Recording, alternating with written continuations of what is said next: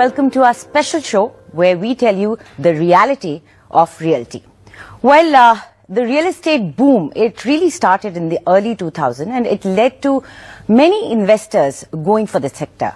From buying a second home or a shop in a mall to even an ATM space as investment. Many who had never invested in property before dabbled in it. Real estate at that time gave unprecedented returns. Despite many ups and downs, it still remains one of the preferred investment for many. Now, let's take a look at how the property market, after undergoing correction, is still one of the best investments. We have a special panel here with us. Let me introduce you to them. We have Mr. Manoj Gaur. He's MD, Gaur Group. We have Mr. Prashant Solomon, Managing Director, Chintals India Limited. And also, Mr. Mani Rangarajan, Chief Operating Officer, Housing.com, Makan.com, and PropTiger.com. Also with us is Mr. Somi Thomas. He's Managing Director, Valuation and Advisory and Co-Head, Capital Markets, Cushman & Wakefield, India. Mr. Gaur, I'd like to start with you. Many believe now that this is not the time to invest in real estate. Many people tell me that, we've burnt our fingers, it's not the right time. Do you feel real estate still is one of the golden goose? Yeah, I definitely go with this. This is the best time, I think, because the cash flow pressure is there on the developers. The price correction is already happened in many markets, especially in the NCR. I think if the developer is good, the project is good, and the past record is good, and all RERA approvals are there, I think this is the best time to buy a property because the price जो आज की date के अंदर जो आपको किसी को मिल जाएगा वो नहीं मिलेगा. And इन्वेस्टमेंट जैसे भी आपने स्टेटमेंट में भी कहा, it's a real thing, it's a real estate, name is the real estate. ये कहीं किसी फैक्ट्री के अंदर बनाया नहीं जा सकता या किसी शेयर मार्केट के अंदर इसको जो ट्रेड नहीं किया सकता. तो रियल एस्टेट आज से नहीं, सदियों से जो एक सबसे प्रेफर्ड ऑप्शन रहा है और पास में भी लोगों को बहुत ज्यादा इसके अंदर जो है अप्रिशिएशन देखने को मिला है. तो So you think, take a cue from the word real and invest in it. But Prashant, what makes the time right for it? We've seen a lot of factors coming together at various points of time. And that is the time when that particular mode of investment becomes best. Right. What makes it perfect now? Okay, Anjali, see, if you look at any form of investment in history all around the world, whether it's equities, real estate, whatever, the best time to invest is always after a crash. Everywhere. Okay. Whether that if you heard before, yes. Right. So if you look at the Great Depression, you look at any equity market crash that has happened, people who understood that markets work in cycles, whether real estate or equity. So having said that, if you take the same analogy to our Indian real estate, I think this is a new era of real estate because the last 5 years of real estate, I think, has been it's completely changed the industry. We've had things like RERA, we've had things like demonetization, GST, that has totally shaken the industry, but in a way I would say revolutionized it. The industry itself has changed. Right. Now, because of RERA and the other regulations and other kind of mechanisms that have come, regulatory mechanisms, it has become a lot more professionalized. It has become a lot more like an industry, like a recognized industry. So even moving forward, there's going to be a lot more organized way of doing it. Mani, a lot of us who like to dabble in investments, they look up to certain individuals who are high net worth, and we think, oh, look at what that person is doing, and that might be a good way of investing. And real estate has always been like a favorite of theirs. Do you feel many smaller investors should also take a cue from that? Is that a good way to go? Yeah, absolutely. I think till a few years ago, real estate was considered an investment for high net worth individuals. But I think the scenario has absolutely changed now. So the first is that over the last few years, the price appreciation in real estate has not been that significant. You've seen prices rising from about 2% to 5%. And in some areas around the country, the prices have actually declined. The second is real estate has become a lot more affordable. So one key metric for affordability is the ratio of the value of the property to the average household income. And if you take a city like Mumbai, it was around 11 times the average household income in terms of the value of property. This was in 2010. But then it squeezed and come down to about 7. And we have seen a trend with other cities as well. So real estate has become a lot more affordable. So if you have that extra income and you want to take it and put it somewhere. Now in terms of, if I speak to investors who were putting money in commercial realty earlier, they were going for one shop in a mall, one ATM space, or, smaller things like that. What would you suggest is a better category right now? What is that place where I should put my money? So Anjali, as you rightly said, direct investment in commercial real estate has its own challenges. When I say challenges, leasing out the property, if the tenant moves out, what will you do? If you want, an electricity connection directly, you sometimes have the problems like this. So the best option today for a high net worth investor who is looking at commercial real estate would be a REIT. Right. REIT, Real Estate Investment Trust. This is the first REIT got listed in India. It's well regulated. You have a professional management who takes care of the operations of the real estate, underlying real estate, and 90% of the rental income that is generated by the underlying real estate is given as rent back to the investors. So SEBI and the entire institutional framework is there to, from a corporate governance perspective, to give comfort to the investor. So I think a new asset class is emerging in India, and it is high time that most investors start looking at REIT as an investment than getting directly into real estate, unless you are an ultra high net worth individual who have a team to monitor, to control the leasing experience, everything. Otherwise, it's probably better to go through a proxy. And the REITs traditionally, even in developed markets, have given great returns compared to even equity as an asset class. But what about the risk factor? How can you ensure that if I'm putting the money, it's safe, it's not at risk? Is it not vulnerable? No, absolutely not. The first related REIT regulations came in India in 2008. Post that, of course, the market did not favor unlocking of value from commercial real estate, but most importantly, SEBI has gone through multiple consultation processes to streamline the laws. I would say much stricter than what is available in a developed markets. Because in Indian real estate as an asset class and the equity markets have not really favored the investment in the past. The people have burned their fingers, even in the equities. Therefore, SEBI has gone over strict in terms of the regulations. Right. So let me bring in the developers also over here, because you have been talking about REITs for a very long time. You looked at it as a way of raising money. But do you feel it's as beneficial for the buyer as it is for you?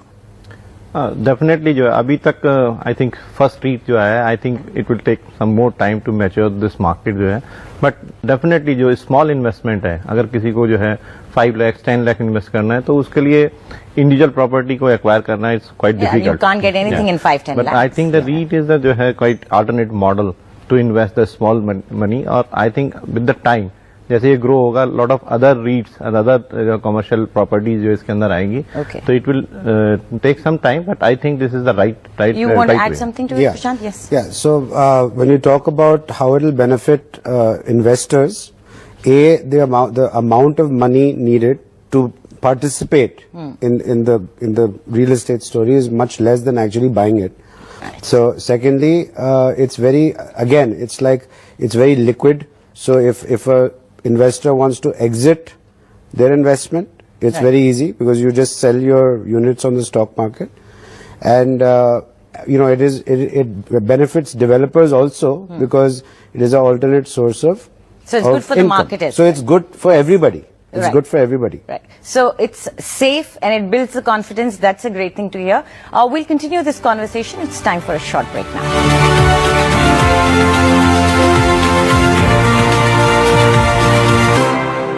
Welcome back. We are talking about real estate and how you can invest in it safely.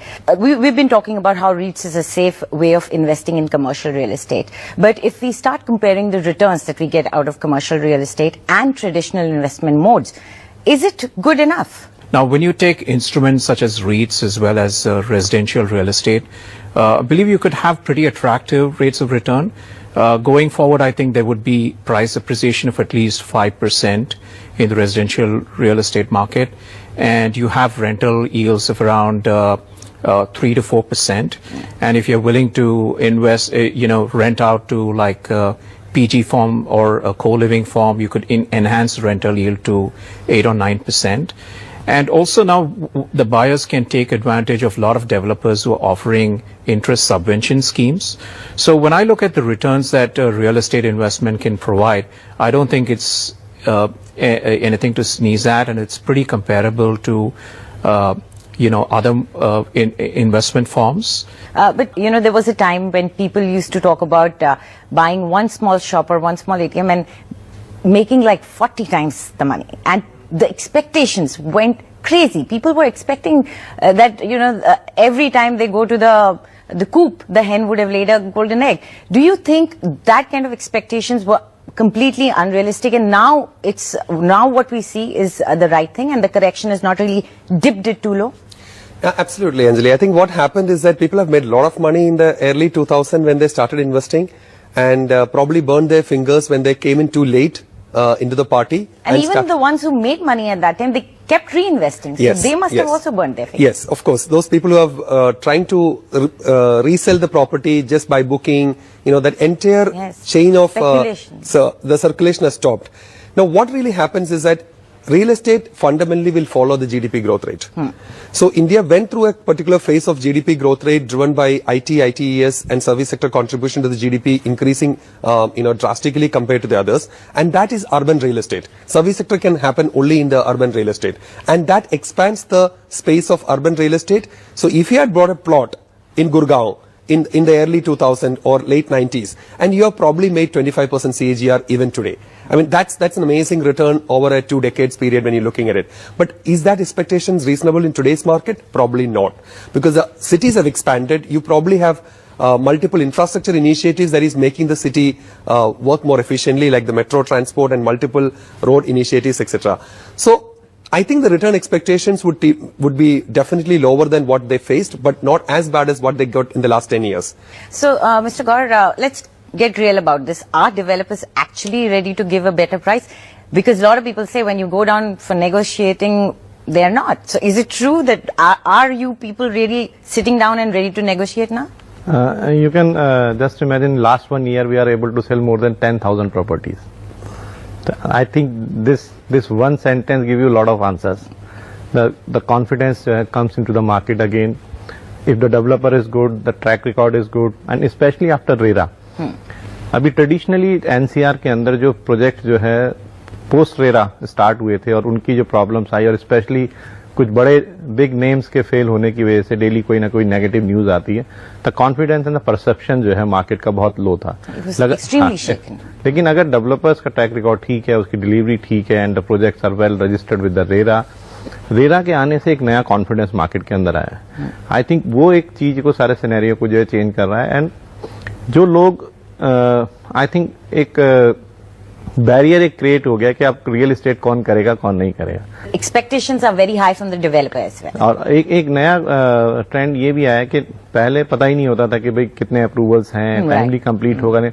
Now A government agency looks all the approvals, timeline, investment and जो भी पैसा collect हो रहा है वो वापस से project में जा रहा है नहीं जा रहा. तो इससे नॉट ओनली इंडियन एनआरआईज की जो मार्केट है उससे भी सेल्स जो है we are able to sell more than 500 crore rupees property in NRI market, specially middle east and all, क्योंकि वहां के लोग इन्वेस्ट करना चाहते हैं इंडिया के अंदर.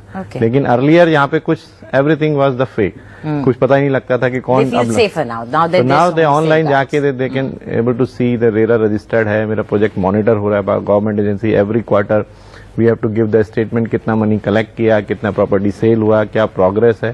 तो आई थिंक ये अगले 2-3 साल के अंदर ये मार्केट और ज्यादा मैच्योर होगी. Prashant, do you feel the numbers like how Mr. Gaur was telling us that so many people are coming and buying? The kind of profile that you used to see in the early 2000s and before 2008, a lot of people were coming in with their extra cash and putting in and investing. That profile, is it coming back, that buyer? Yes, I mean it's just see the profile of the buyer is not just that one property guy, person who's investing also. Do you feel they're coming back? Yeah, I think so. I think as RERA is more gets more streamlined because it's still new. I think it is definitely going to increase, and it already has increased the confidence of investors. As Manoj ji said, Like, you can go online, you can get information, at least the buyer. Transparency is there? Transparency, yes, because because all of the details of a RERA project are registered on that particular state's RERA website. So anybody can go to the website, they can get the... And it's easy for an individual to negotiate that whole website and trying to find out information? Yeah, yeah. It's easy enough. It's easy. I'll just add to the question, is the buyers coming back as they were putting money earlier? The question is two, different markets behave differently. In Hyderabad market, for example, has given amazing returns, and there is enough number of buyers, enough number of investors in that market. Whereas when it comes to NCR, there is a typical problem that we face. My money is stuck in some project. Unless that project gets completed, I can't sell today. So that is the perception, my liquidity is stuck. So I think the rotation of money which was stopped and that got stuck in real estate projects would need to be revived for the market to really go through the next phase. But before that, more smart buyers, like, are you asking a question, can you navigate the website, etc.? Of course, today's buyers are very, very smart. They're very informed. As journalists, we like to handhold them. Of course. And everybody has, the media has really educated them on the risk of buying into certain developers and what kind of checks are there. So I think the markets has really evolved from that perspective. And coupled with that, the regulatory oversight has given the transparency. That's great. That's really going to make the change to the next decade of real estate growth. Mani, what kind of growth projections do you see for the commercial real estate in the coming few years? I think the commercial real estate is one of the most solid sectors of the Indian real estate market. So last year we saw an absorption of close to about 48 million square foot. And I think over the next couple of years, you're going to see similar absorption rates. In fact, the net absorption, which is gross absorption minus the vacancy, is also going to rise. And if you look at individual cities, Delhi NCR, Bangalore and Hyderabad would be around 70% of the supply and also demand. And in fact, if you look at the office market, I think demand has been outstripping supply. If you look at the retail market, there's going to be an absorption. Last year there was an absorption of about 5 million square foot. I expect that to kind of double this year, with strength in almost all the tier 1 cities and also in some tier 2 cities.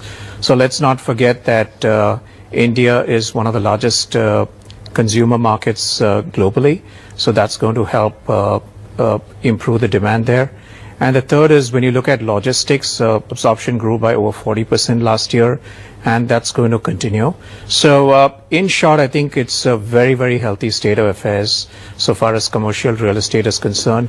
And I expect these projections and growth to be very strong over the next few years. That's great. So I see good returns. Good. Yeah. Now, starting from you, Somi, one line for our investor, one line advice if you could give me. So I want short, snappy something.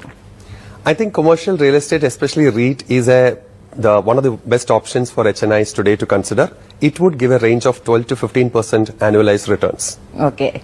What about you? I agree. I like REITs because they exhibit some characteristics of both the equity markets and the bond markets.